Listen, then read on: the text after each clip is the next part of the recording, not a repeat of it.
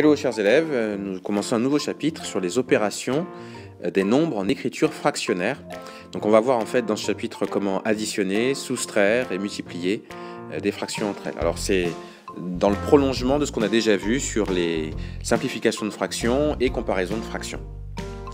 Alors comment faire pour calculer une somme ou une différence de deux fractions ou de deux nombres en écriture fractionnaire?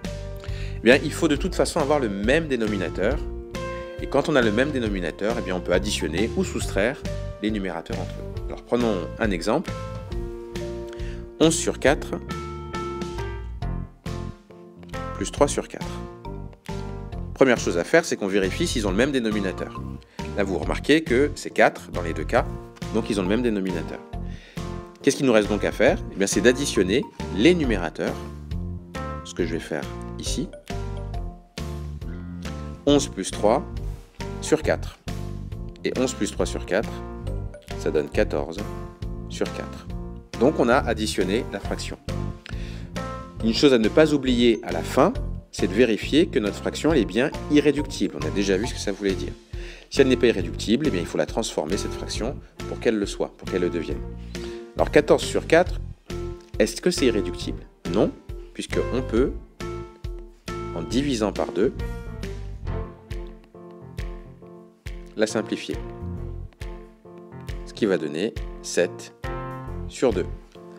Et 7 sur 2, eh bien, c'est une fraction qui est irréductible. Donc deux étapes. Premièrement, ou trois même, on peut dire. Premièrement, on vérifie que les dénominateurs sont les mêmes. S'ils le sont, on additionne les numérateurs. Et à la fin, on vérifie que la fraction, elle est bien irréductible. Donc ça, c'était pour le premier exemple. Voyons maintenant un autre exemple. Alors, 2 tiers moins 1 sur 6. Première étape, on vérifie si c'est les mêmes dénominateurs. Là, ce n'est pas le cas. Donc, il va falloir les réduire au même dénominateur. On se rappelle que pour mettre au même dénominateur, ça on a déjà vu dans la partie sur les comparaisons de fractions, il faut trouver un multiple commun à 3 et à 6. Qu'est-ce qu'il y a donc comme multiple commun à 3 et à 6? Ou quels nombres sont à la fois dans la table de 3 et dans la table de 6? Le nombre 6 par exemple. Donc ça veut dire que le dénominateur commun qu'on peut choisir, ce sera 6. Donc, pour obtenir 6, je vais multiplier mon 3 par 2. Comme je multiplie en bas par 2, il faut aussi multiplier par 2 en haut. Donc je multiplie par 2 en haut et en bas.